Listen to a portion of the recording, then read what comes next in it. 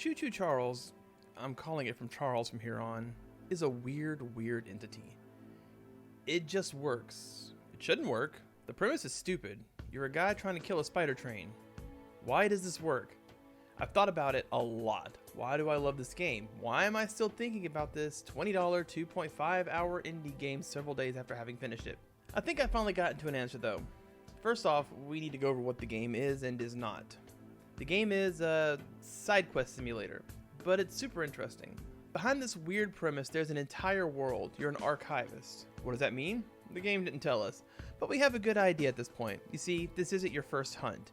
You are known for killing monsters, and that makes the term archivist make at least some amount of sense because you probably collect the monsters or their parts and archive them.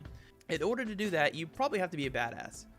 You're also likely not just any old monster hunter, but a legendary one, because your buddy at the start, Eugene, is old and you two have been hunting monsters together for a while, it seems.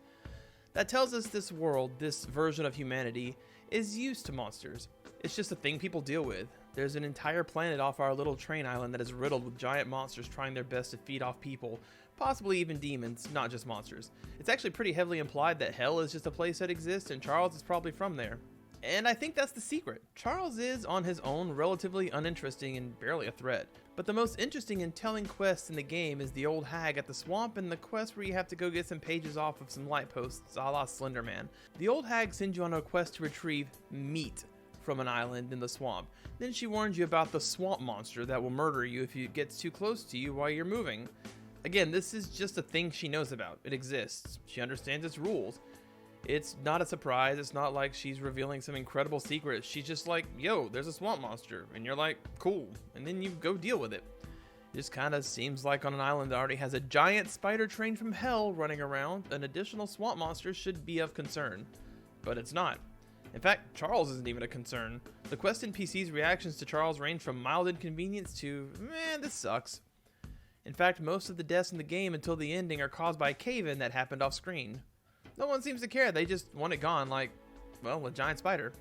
Meanwhile, the Slender Man quest line also tells us that not only are there demons and monsters, but ghosts. The lady's just like, I think it's haunted and I don't want to deal with it, would you? And again, some amount of caution, but complete lack of surprise. And for me, I think that's the most interesting part of Charles. It's not like it's a horror game, or super fun mechanics, or anything else. Hell, the game's pretty basic. The most agency you have besides shooting a gun off the back of your train is leaning around corners, which is kind of pointless since you can basically just sprint past enemies because you can also take like 12 shotgun blasts to the face before you get sent back to the train. You don't even die, you just drop a few scraps. Which is weird, but without a lack of evidence to support some sort of immortality, we just have to assume that's for gameplay purposes.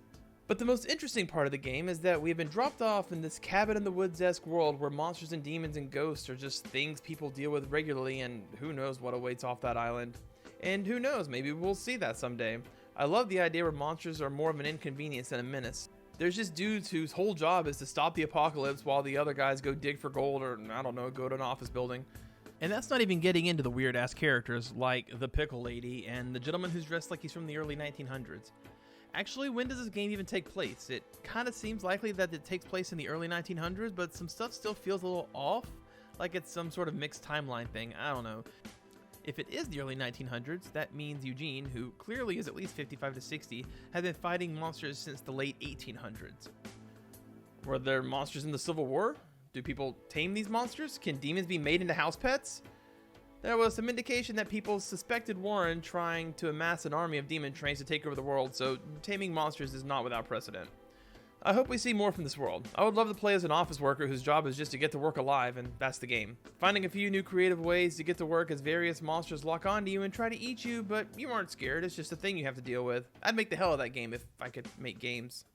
Anyways, if you haven't already, give Charles a try. It's fun, for some reason, and the world is interesting, for some reason, and I want the developer to make more games, for some reason.